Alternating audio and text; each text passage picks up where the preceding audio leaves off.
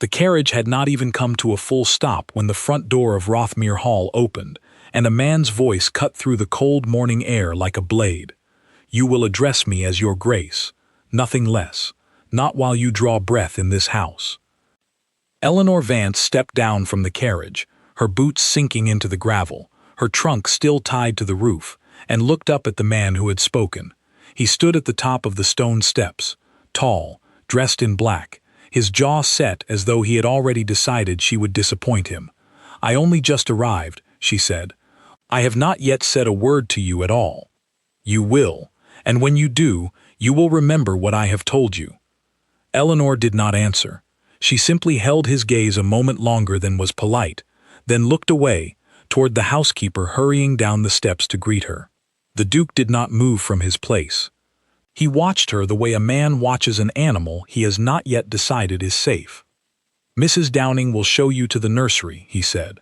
"The boy has already worn out 2 governesses this year. I trust you will last longer than a fortnight." "I intend to last as long as I am needed," Eleanor said. "See that you do." He turned and walked back into the house without another word, his boots striking the stone floor in a rhythm that did not slow for anyone. Mrs. Downing, a round, kind-faced woman with gray hair pulled back tightly, took Eleanor's arm and guided her toward the door. "Don't mind him, dear," she whispered. "He speaks to everyone that way. It's not you." "He seemed very certain it was me," Eleanor said. Mrs. Downing gave a short laugh, though there was no real humor in it. "He is certain about everything. That is the trouble with him." Eleanor had come to Rothmere Hall because she had nowhere else to go. Her father had died the winter before, leaving behind debts instead of an inheritance, and the small cottage she had grown up in now belonged to a man she had never met. She was 26 years old, unmarried, with no family to take her in, and the position of governess at the Rothmere estate had come to her through a letter from a distant aunt who knew the housekeeper. It was not a position she wanted, it was a position she needed. The nursery was at the end of a long corridor on the 2nd floor, filled with light from tall windows that looked out over the gardens. A boy sat on the floor by the fireplace, perhaps 8 years old, arranging wooden soldiers into 2 opposing lines. He did not look up when she entered. "You must be Oliver," Eleanor said. "I don't want another governess," the boy said, still not looking at her. "The last one cried. The one before her left in the middle of the night." "I don't cry easily," Eleanor said, "and I have nowhere else to go in the middle of the night, so I suppose you are stuck with me for a while." That made him look up. There was something careful in his eyes, the look of a child who had learned not to trust adults who smiled too quickly. "My uncle doesn't like people," Oliver said. "He didn't used to be like this. Mrs. Downing says he used to laugh. What happened?" Oliver looked back down at his soldiers and moved 1 inch to the left. "Nobody will tell me. They just go quiet when I ask." Eleanor knelt down beside him, careful not to disturb his careful lines of wooden men. "Then we won't ask them. We'll figure it out ourselves, in time. Does that sound fair?" Oliver considered this with the seriousness only a child can bring to such a question, then nodded once. It was the first real conversation Eleanor had at Rothmere Hall, and it was, she would later think, far more honest than anything the Duke had said to her. Dinner that evening was a quiet, formal affair. Eleanor was not required to dine with the family, but Mrs. Downing had asked her to bring Oliver down for the first half hour before he was sent back up to bed, a small tradition that had survived whatever tragedy had swallowed the rest of the household's warmth. The Duke sat at the head of a table far too long for 3 people. He did not speak until the soup had been cleared away. "How did you find him?" he asked, not looking at Eleanor, addressing his wineglass instead. "Sharp," Eleanor said, "watchful. Lonely, though he would never say so himself." The Duke's hand stilled around the glass. For a moment something moved behind his eyes, something that looked almost like pain, and then it was gone, replaced by the same flat coldness she had met on the steps. "He is well cared for," the Duke said. "I did not say he was not cared for. I said he was lonely. Those are different things. You have known him for the length of an afternoon, and you have known him his whole life, and yet he tells me nobody speaks to him about what happened to make this house so quiet." The silence that followed was long enough that Oliver stopped eating and looked between the two adults, his spoon frozen halfway to his mouth. "You forget yourself," the Duke said finally, his voice low. "I have not forgotten anything, Your Grace. I have simply said what I observed." He looked up at her, then, properly, for the first time since she had arrived.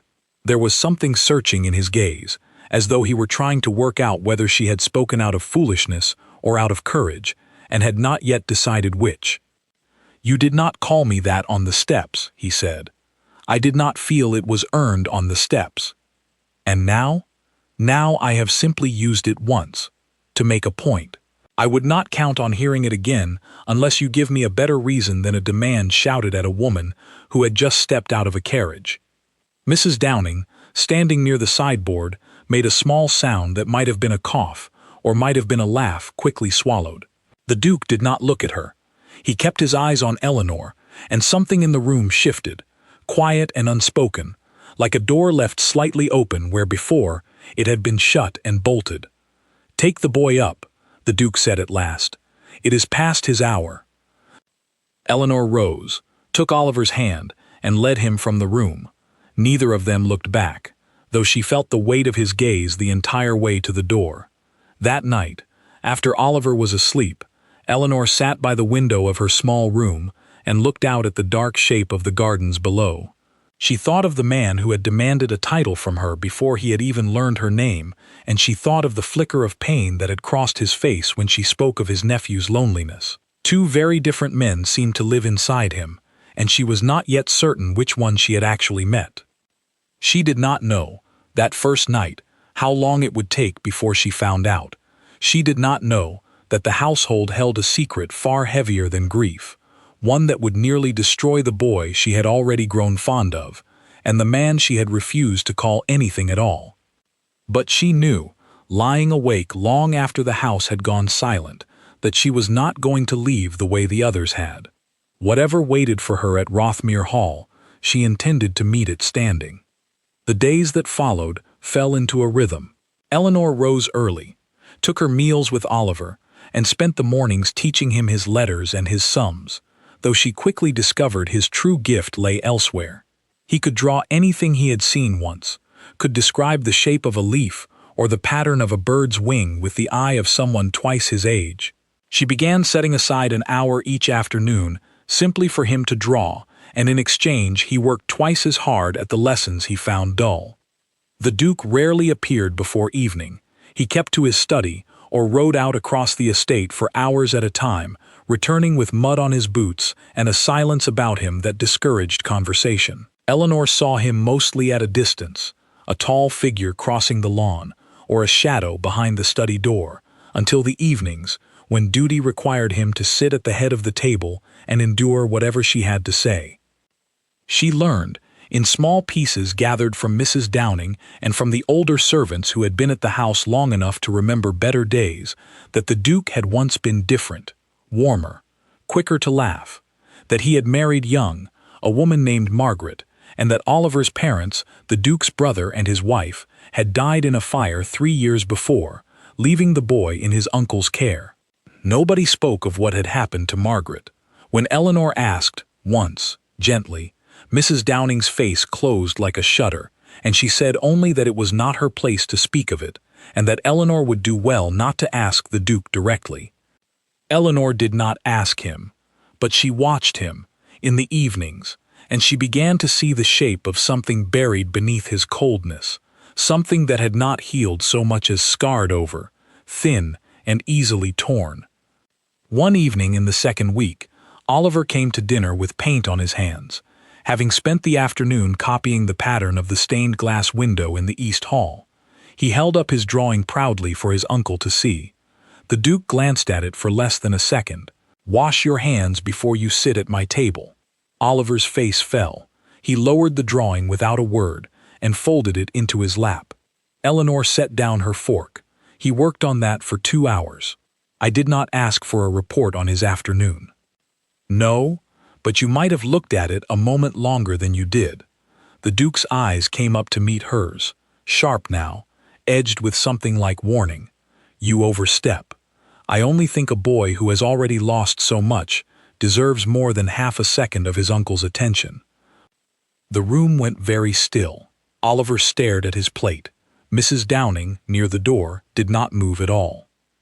"You know nothing of what he has lost," the Duke said, his voice quiet in a way that was more dangerous than shouting would have been. "I know he lost his parents. I know something else was lost too, something none of you will speak of, and I know that whatever it is not his fault, and he should not be made to pay for it, with silence, at his own supper table." For a long moment, the Duke said nothing. Something moved across his face, quick as a shadow crossing water, gone before Eleanor could name it. Then he pushed back his chair and stood. "Finish your meal," he said, to no one in particular, and left the room. Oliver looked up at Eleanor, his eyes wide. "You shouldn't make him angry." "I'm not trying to make him angry," Eleanor said, reaching over to smooth his hair back from his forehead. "I'm trying to make him remember that you are still here, and still his, and still worth looking at properly." Later that night, long after Oliver was asleep, Eleanor found herself walking the long corridor toward the library to find a book, and passed the door of the Duke's study. It stood slightly open. Firelight spilled out into the hall. She should have walked on. She did not. Through the gap in the door, she saw him sitting at his desk, not working, simply staring at a portrait that hung on the far wall, one she had not noticed before. A young woman, fair-haired, smiling in a way that seemed impossible to imagine on anyone who had ever lived in this quiet house. "That was Margaret," he said, without turning, aware somehow that she stood there. Eleanor did not move away. "I did not mean to intrude." "You have been intruding since the moment you arrived." There was no heat in it now, only a tired kind of honesty. "You may as well come the rest of the way in." She stepped inside, though she did not sit. "You do not have to tell me anything." "No, I do not." He was quiet a moment, still looking at the portrait. "She died bringing a child into the world who did not survive her by more than an hour. That was 4 years ago. My brother and his wife died the year after, in the fire that should have taken Oliver as well, if the nurse had not carried him out first." Eleanor felt something tighten in her chest, an understanding of the shape of the man in front of her that had not been available to her before. "I am sorry. I do not want your sorrow." He turned to look at her now, and his eyes were not cold, not in that moment, only tired, worn thin by years of holding something too heavy for one man to carry alone. "I want you to understand why I do not look at drawings for very long. Why I do not let myself feel very much of anything. If I can help it, it is easier that way." "It is not easier for Oliver." "No," he admitted. "It is not." He looked back at the fire, and the moment closed over, the way a wound closes when the air touches it too long. When he spoke again, his voice had returned to its familiar coldness. "You will not speak of this to anyone." "I would not have, even if you had not asked." "Good."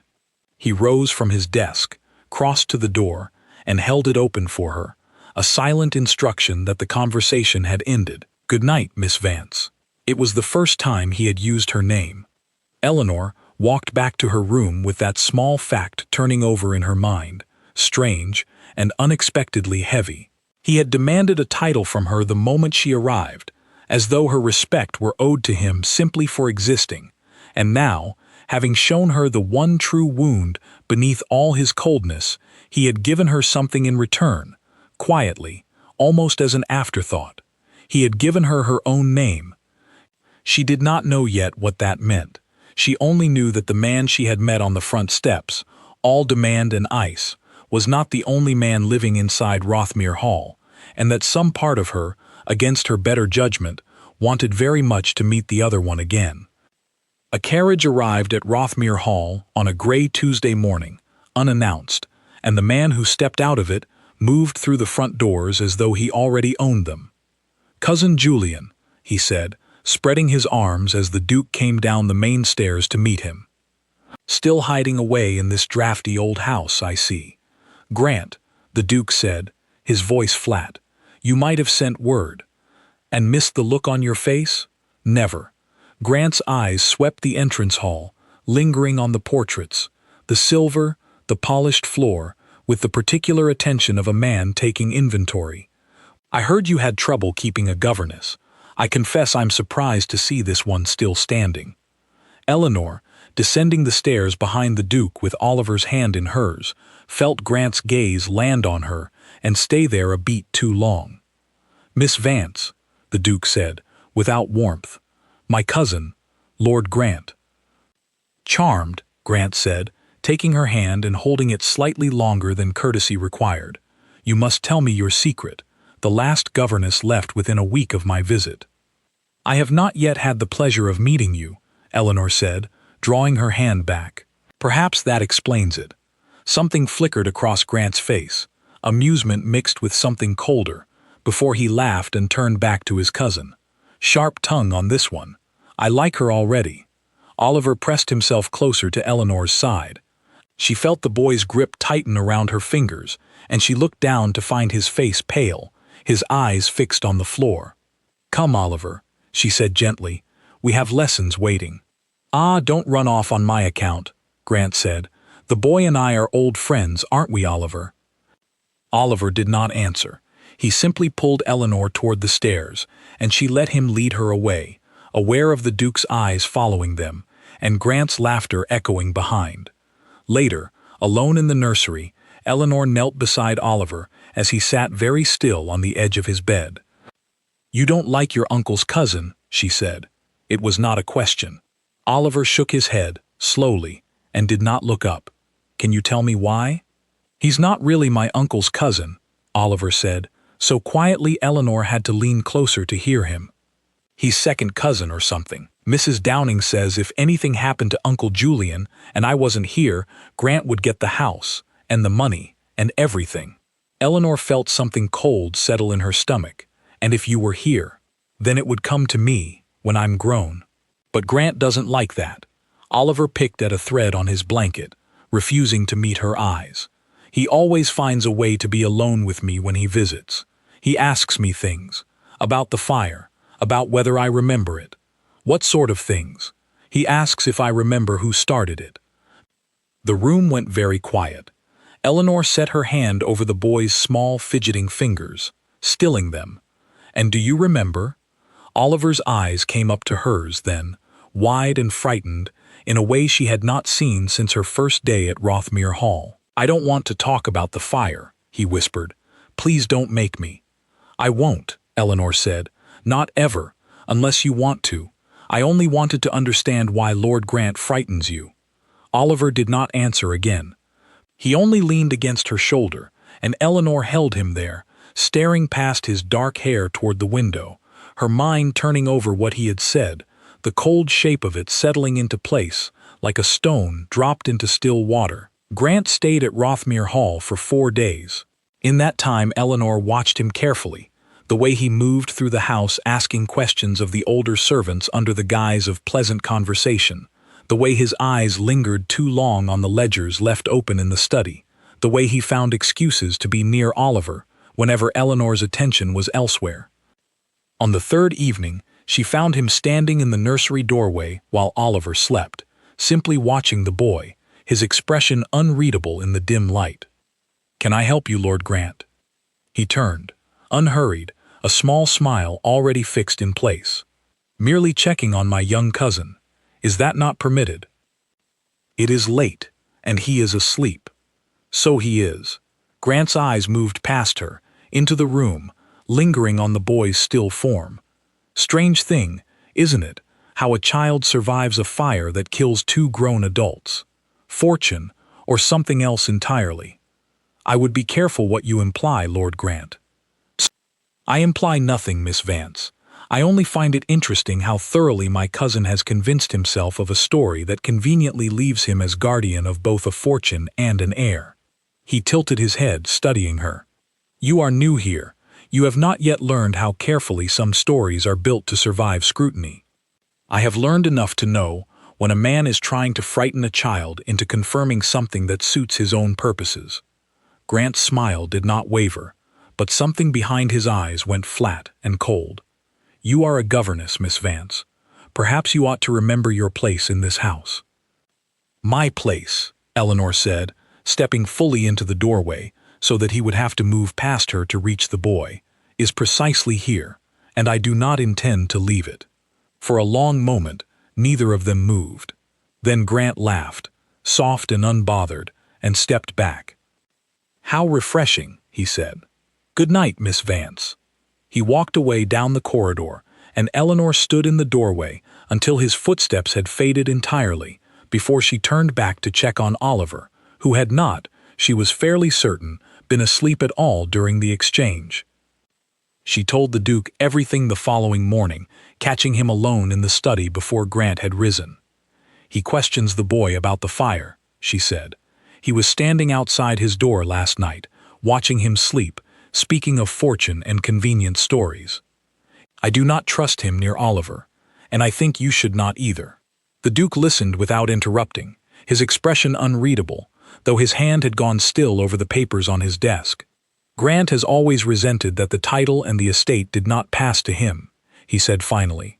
He believes it should have, given how distant my brother's branch of the family was from the direct line. He has made no secret of it over the years. That is more than resentment, if he is frightening a child in the dark. I am aware of what my cousin is capable of, Miss Vance. I have known him considerably longer than you have.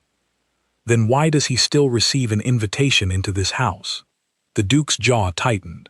Because appearances must be maintained. Because a duke who bars his own cousin from his door without evidence of wrongdoing invites exactly the kind of talk that could threaten Oliver's inheritance far more effectively than Grant himself ever could. Eleanor considered this, and found, unwillingly, that it made a certain grim sense.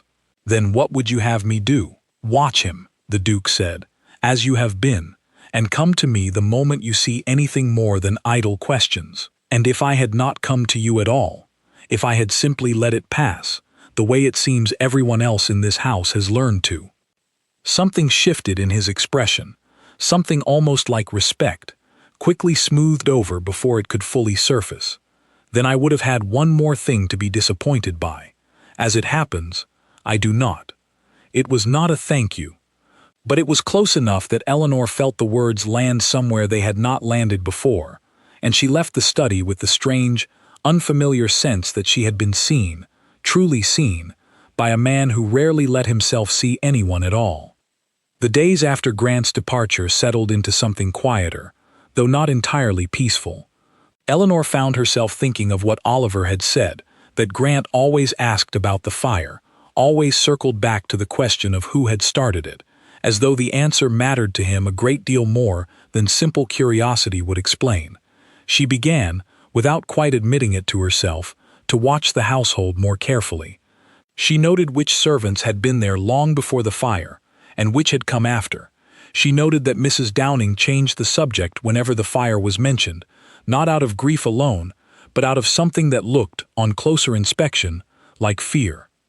One afternoon while Oliver napped, she found Mrs. Downing alone in the linen room, and asked, gently, whether the fire that had killed Oliver's parents had ever been properly explained. Mrs. Downing's hand stilled over the folded sheets in her lap. There was an inquiry, she said carefully. It was ruled an accident, a candle left too close to the curtains. But you do not believe that. The older woman looked up, and for a moment something old and troubled crossed her face. I believe what I am told to believe, Miss Vance. It is safer that way, in a house like this. Safer for whom? Mrs. Downing did not answer. She simply returned to her folding, and Eleanor understood that she would get nothing further, not that day, perhaps not ever, and that the silence itself was its own kind of answer. That evening, at dinner, the Duke seemed distracted, distant in a way that went beyond his usual coldness. Twice he looked toward the window, as though expecting someone, and twice he caught himself and returned his attention to his plate. You are troubled, Eleanor said, before she could stop herself. I am always troubled, Miss Vance. It has become something of a habit. This seems a different sort of trouble." He set down his fork and regarded her for a long moment, as though weighing whether she had earned the answer. "Grant has written. He intends to return within the month, and he has brought a solicitor into his correspondence this time. He speaks of reviewing the terms of Oliver's guardianship, in the interest, as he puts it, of ensuring the boy's welfare is properly protected." That sounds less like concern and more like a threat. "It is precisely a threat," the Duke said, dressed carefully enough that I cannot call it one without appearing the unreasonable party. Eleanor thought of Oliver's small, frightened voice in the dark, asking her not to make him talk about the fire, and felt something harden inside her, some resolve she had not fully realized she carried until that moment. "Then we must be ready for him," she said, "whatever he intends." The Duke looked at her, something unreadable passing behind his eyes, and for once he did not correct her use of we, did not remind her of her place, did not retreat into the cold formality that had defined every conversation between them since her first day at Rothmere Hall. "Yes," he said quietly, "we must." It was the first time he had agreed with her without an argument first. Eleanor noticed it, the way one notices the first crack of light through a curtain long kept closed, and said nothing, only nodded, and let the moment settle quietly between them, unspoken but understood. The weeks that followed brought a change in the Duke that Eleanor could not quite name. He did not soften, not exactly, but he began to appear where she did not expect him. In the nursery doorway during lessons, silent, watching Oliver bent over his letters. In the garden, at a distance, while she and the boy searched for the shapes of birds in the hedges. He said little on these occasions, and left as quietly as he had come, but Eleanor felt his presence differently now, less like a shadow of judgment, and more like a man circling something he did not fully understand. Then, without warning, the softness vanished, and in its place came a different kind of attention entirely. "You will accompany me to the tenant meeting this week," he told her one morning, not looking up from his correspondence. "I want a record kept of every complaint raised, in writing, by evening. That is a task for your steward, surely. My steward has other duties. You will manage this one." Eleanor understood, even as she agreed, that this was not truly about the tenant meeting. It was a test, the first of several, each one slightly larger than the last, each one designed, she suspected, to see whether she would falter, complain, or simply leave the way the others had before her. She did not falter. She sat through 4 hours of tenant grievances, took careful notes on failing roofs and disputed boundary lines, and delivered a report by evening so thorough that the Duke read it twice before setting it down. "You left out nothing," he said, surprise threading through his voice despite himself. "You asked for a record. I gave you one. Most would have summarized, softened the complaints, made themselves appear more capable by making the problems appear smaller. I am not interested in appearing capable, Your Grace. I am interested in being useful." Something in his expression shifted, though he covered it quickly, retreating behind the same cool formality he always wore like armor. "See that the steward has this by morning." It became a pattern. He assigned her tasks that fell well outside the duties of a governess, overseeing the accounts for the household linens, managing correspondence with the estate's tenants, even, on one especially trying afternoon, standing in for him at a meeting with the local magistrate regarding a boundary dispute, while he claimed pressing business elsewhere that Eleanor suspected did not exist. She met every task without complaint, though not without cost. She stayed awake long past midnight some evenings, finishing reports by candlelight after Oliver had gone to sleep, and she began to understand that the Duke was not simply testing her competence. He was testing her patience, waiting, perhaps, for the moment she would break and demand the respect he had once demanded of her, use his title as a shield the way everyone else in the house did, simply to survive the pressure of his expectations. She never did.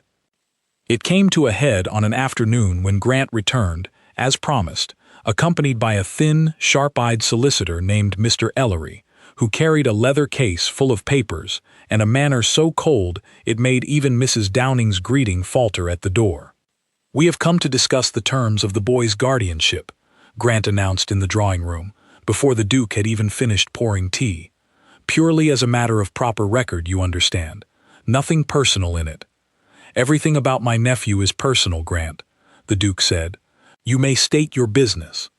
Mr. Ellery opened his case and produced a document, sliding it across the low table between them. "There are questions, Your Grace, regarding the circumstances of the fire that claimed your brother's life. Questions that, left unanswered, could complicate the boy's claim to inheritance should any future dispute arise. We simply wish to establish, formally, the account of that night, witnessed and signed, to protect the estate from future challenge. The inquiry at the time ruled it an accident," the Duke said. "That finding stands." "Findings can be reviewed," Ellery said smoothly, "particularly when new information comes to light." The Duke's hand tightened around his teacup. "What new information?" Grant leaned forward, his smile thin. "Only that the boy has never given a formal account himself. He was there after all. Old enough, even then, to remember more than anyone has troubled to ask him." Eleanor, standing near the door where she had brought Oliver down before his bedtime, felt the boy's hand find hers and grip it tightly. She looked down and saw his face gone pale, his eyes wide with the particular fear of a child who understands, without fully understanding, that grown men are discussing something that frightens him beyond words. "He will not be questioned," Eleanor said, before the Duke could answer. Every head in the room turned toward her. "Miss Vance," the Duke said, a warning in his voice, "this is not your concern. He is 8 years old, and he has told me himself that this man," she nodded toward Grant, "has already frightened him with these very questions, alone, without any adult present to protect him. I will not stand by while it happens again, in a drawing room, dressed up as legal formality." Grant's smile did not waver, but something cold moved behind his eyes. "The governess speaks boldly, for a woman in her position." "I speak plainly, Lord Grant, because plain speech is the only kind that seems to reach you."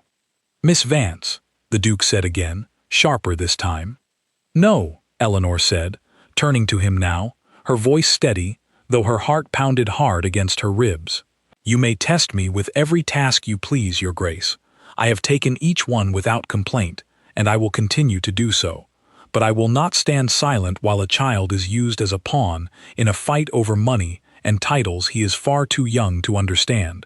If that oversteps my place, then you may dismiss me. But you will not silence me first."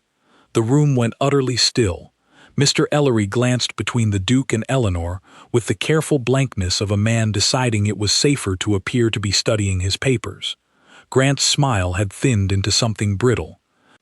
The Duke rose slowly from his chair, and for a moment Eleanor believed she had finally gone too far, that whatever fragile understanding had grown between them these past weeks was about to shatter entirely.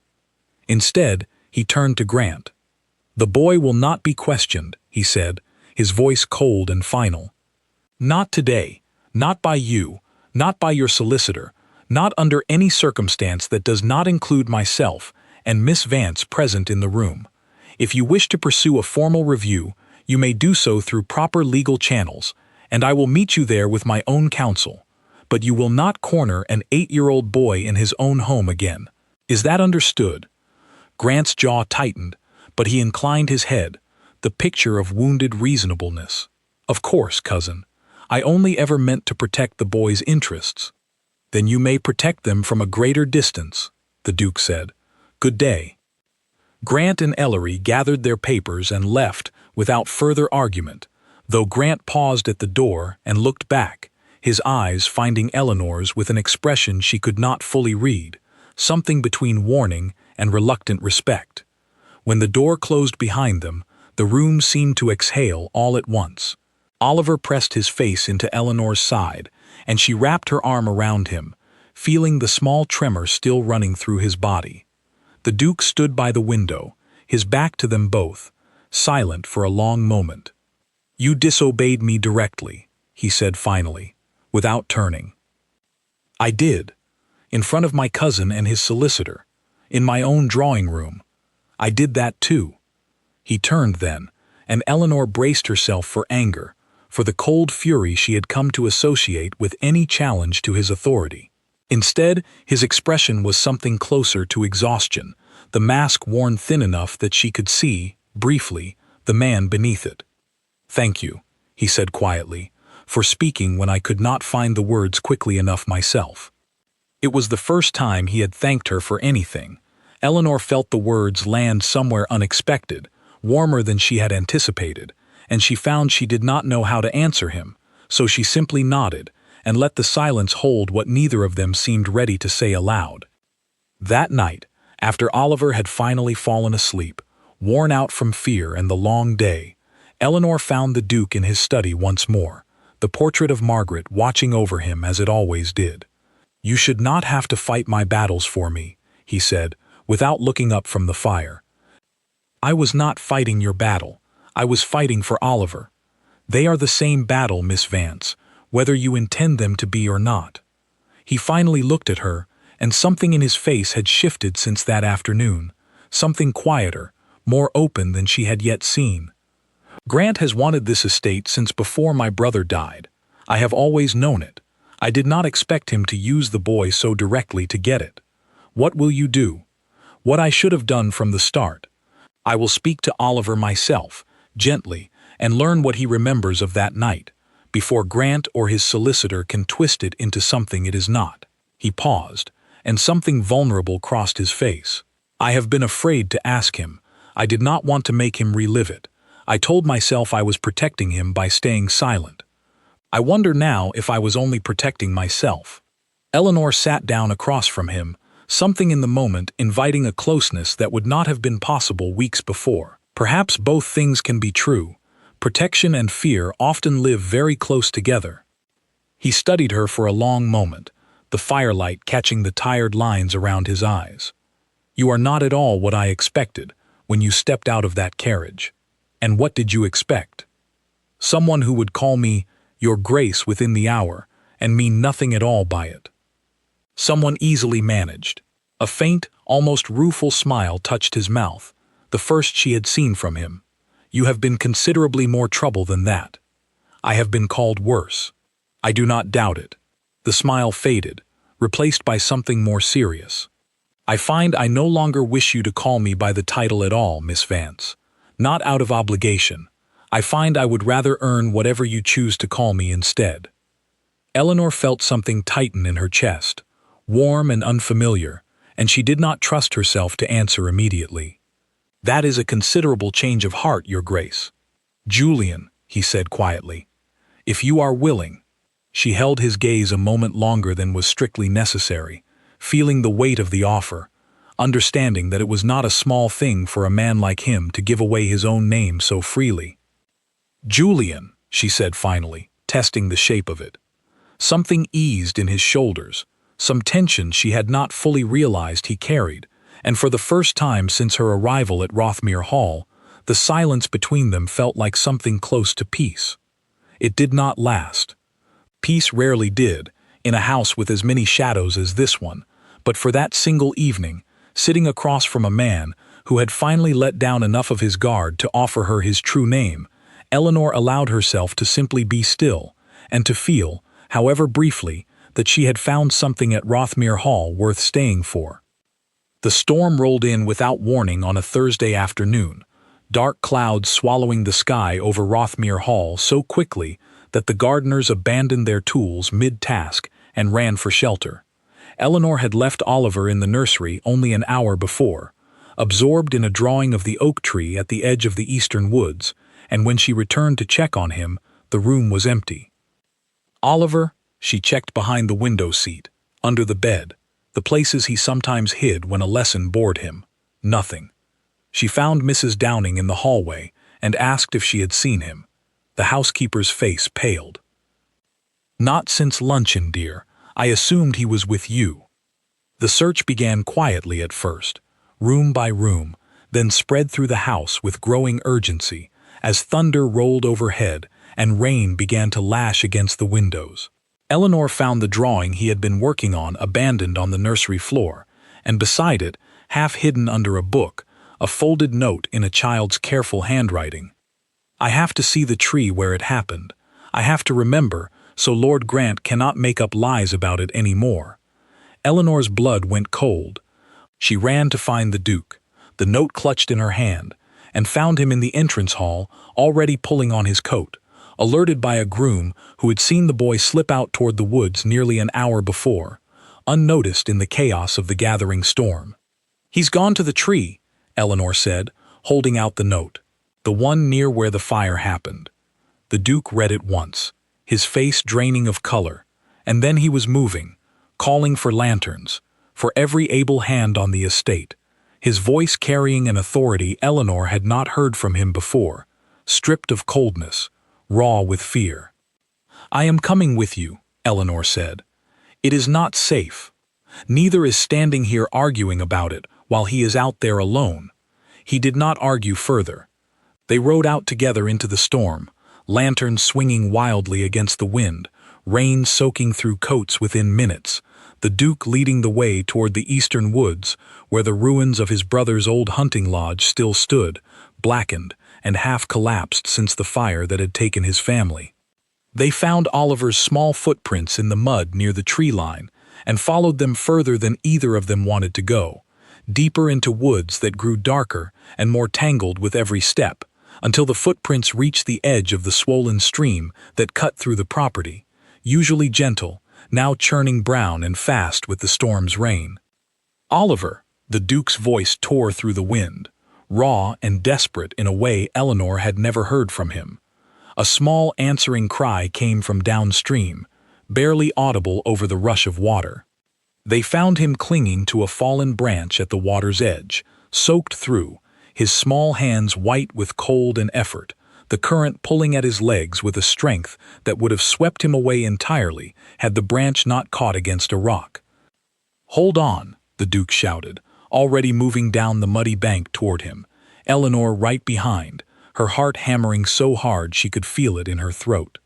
The bank was slick, the current fast, and twice the Duke nearly lost his footing reaching for the boy.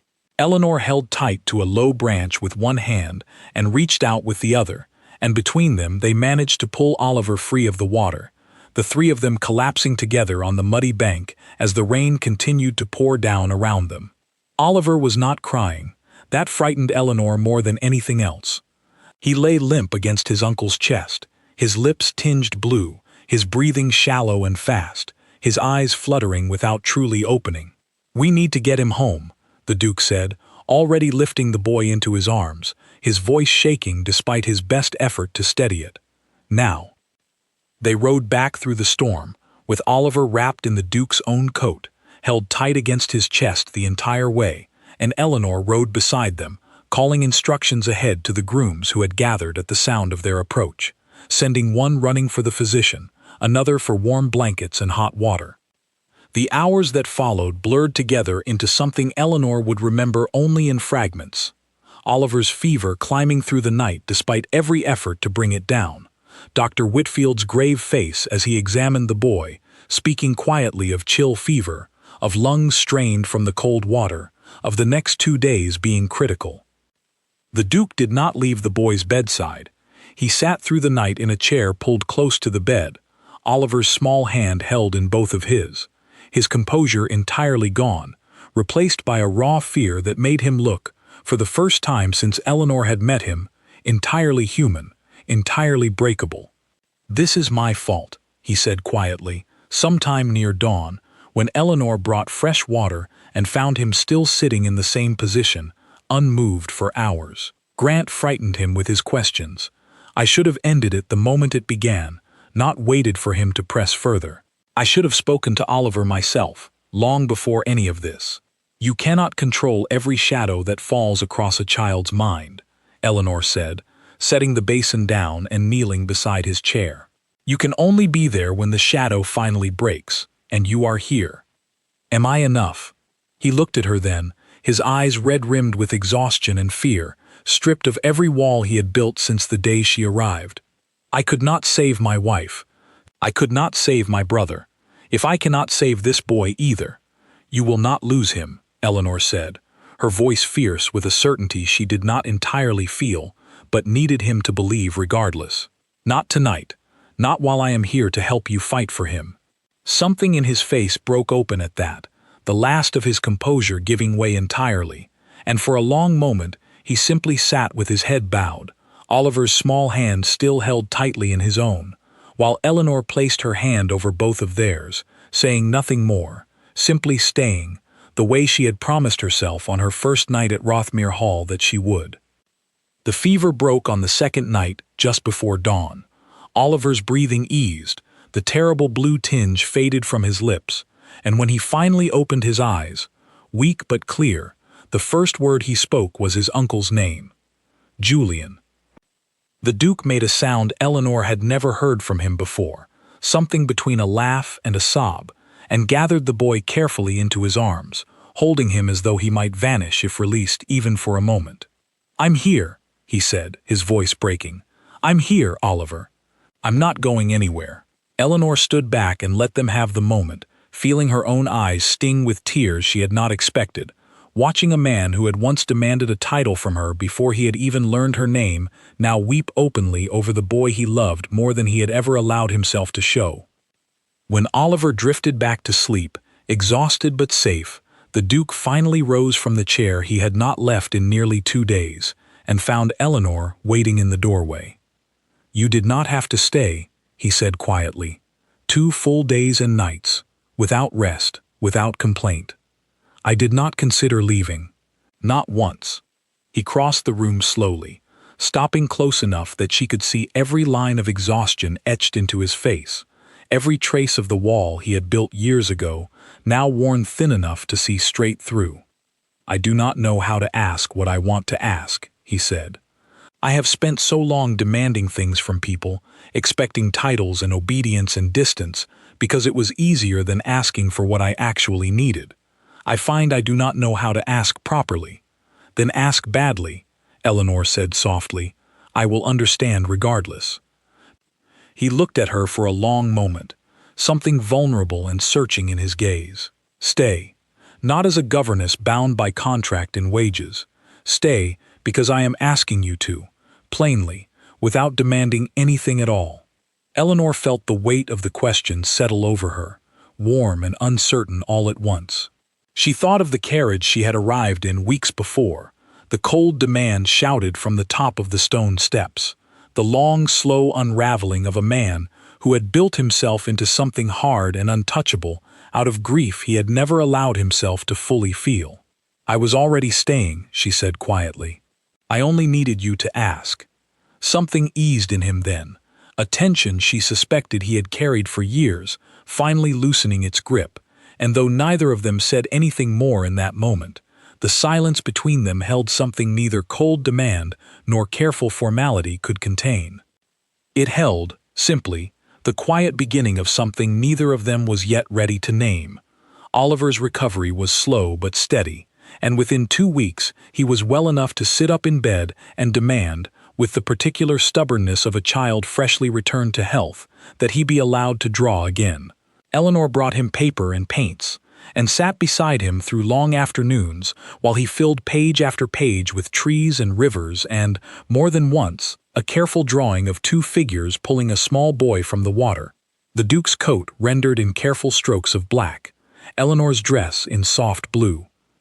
It was during this quiet stretch of healing that the truth about the fire finally came to light, though not in the way anyone expected.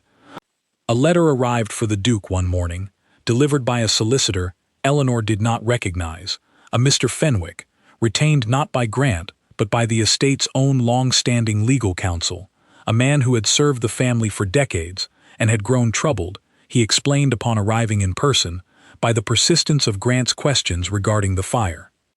"I made inquiries of my own," Fenwick said, seated in the Duke's study with a thin folder open before him. "Discreetly, given the sensitivity of the matter, it seems Lord Grant paid a visit to the original investigator some months ago, before his first appearance at Rothmere Hall this season. He requested, quite forcefully according to the man's account, that certain details of the report be reconsidered, in light of what he called new financial circumstances that might make a revised finding worth considerable compensation. He tried to bribe the investigator, the Duke said slowly, into reopening a case that had already been closed, in the hope of implicating a child, in order to have himself named sole guardian and heir. That is the shape of it, yes, Fenwick said. The investigator refused, to his credit, but kept a written record of the encounter, understanding its significance should it ever be needed. He has agreed to provide a sworn statement, which should end any further attempt by Lord Grant to challenge the guardianship on these grounds. The Duke sat back in his chair, something like relief and fury moving across his face in equal measure. He was willing to destroy an 8-year-old boy's peace of mind for the sake of an inheritance he was never entitled to. It appears so, Your Grace. Then he will never set foot in this house again, the Duke said, his voice quiet and final. See that the statement is filed properly, and that my cousin understands, through whatever legal channel is necessary, that any further attempt to involve Oliver in his schemes will be met with the full weight of what the law allows. Fenwick nodded, gathered his papers, and took his leave, and when the door closed behind him, the Duke sat for a long moment in silence, staring at nothing in particular, before Eleanor, who had been standing quietly near the window through the entire exchange, finally spoke. "It is over, then." "It is over," he agreed, though something in his voice suggested the relief had not yet fully settled into him.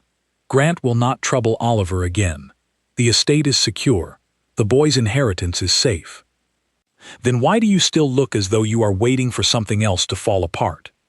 He looked up at her, and for a moment the old wariness flickered across his face, the habit of a man who had learned, through repeated loss, never to trust that peace, once found, would last. "Because I have spent so long expecting to lose everything I care for," he admitted, "that I do not entirely know how to simply be still and let myself have something good without waiting for it to be taken from me." Eleanor crossed the room and sat in the chair across from his desk, the same chair she had sat in weeks before, the night he had first given her his name. "Then perhaps you might practice, slowly, starting with small things, such as allowing yourself to enjoy an afternoon with your nephew without waiting for the next disaster, such as letting a friend sit with you in silence, without needing a reason for it beyond simple company." Something in his expression softened, the careful distance he still kept, even now, beginning to ease. "Is that what we are, friends?" "I had assumed so, given how much trouble I have caused on your behalf these past weeks." A real smile broke across his face then, unguarded, the first Eleanor had seen from him without hesitation. "You have caused a considerable amount of trouble, Eleanor Vance. I find I would not trade it for anything." It was the first time he had used her full name, and something in the way he said it, without the weight of a title before or after, settled warmly into her chest. Oliver's full recovery came a month later, marked by a celebration Mrs. Downing insisted upon, a small gathering of the household staff, and a few of the tenant families who had grown fond of the boy over the years. The gardens were strung with lanterns for the evening, and Oliver, restored to his usual energy, ran between the tables showing off drawings to anyone who would look at them, the Duke trailing behind him with a patience Eleanor had never seen in him before, stopping to admire each one properly, no matter how many times he had already been shown a particular drawing that afternoon. Eleanor watched them from a quiet corner of the garden, a cup of tea warm in her hands, and did not notice the Duke had crossed to stand beside her until he spoke. "You have given him something I could not," he said quietly, watching Oliver laugh at something Mrs. Downing had said. "Not simply care. He had that already, in his own way. You gave him permission to still be a child, even after everything that happened to him. He gave that to himself. I only made room for it. You make room for a great many things, Miss Vance. It is, I think, your particular gift." He turned to look at her properly then, the lantern light catching the lines of his face, softened now in a way that had nothing to do with exhaustion or grief. "I owe you a debt I do not know how to properly repay. You owe me nothing. I did what any decent person would have done. Not everyone would have stood in my drawing room and told Lord Grant, and me in the same breath, exactly what they thought of us both. A faint smile touched his mouth. Not everyone would have refused, for weeks, to call me by a title I once believed I was owed, simply for existing. You have not asked me to, in some time. No, he agreed, because I came to understand, somewhere along the way, that the title meant nothing at all, compared to what you actually chose to call me, of your own will, when you finally decided I had earned it. Eleanor set down her cup, turning to face him fully. And do you believe you have earned it now? I do not know, he admitted, honest in a way that would have been impossible for the man who had greeted her on the front steps all those weeks ago. I only know that I would rather hear whatever you choose to call me, freely given, than any title demanded and hollow. The garden had grown quieter around them, the lanterns casting a warm gold light across the grass, Oliver's laughter drifting from somewhere near the fountain, where Mrs. Downing had produced a small cake in celebration of his recovery.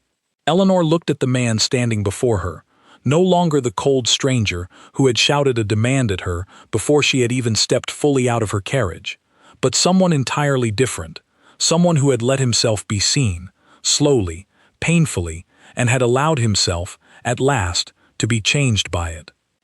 "Julian," she said, and watched something ease in his face at the simple sound of his own name, freely given. "You have earned considerably more than a title from me. Then what would you call me instead?" She considered the question seriously, though the answer had been forming inside her for weeks now, quiet and certain beneath everything else. "I think, if you are willing, I would simply call you mine." Something in his face broke open at that, warm and unguarded, and he reached for her hand, holding it gently, as though it were something far more precious than any title he had once believed himself entitled to demand. "Then I am yours," he said quietly, "freely, and without condition, if you will have me." "I believe I already have," Eleanor said, smiling now, feeling the weight of weeks of careful distance finally give way to something simpler, something warmer, something that had grown slowly between two people who had each, in their own way, learned to stop demanding respect and had instead earned it, quietly, one honest moment at a time.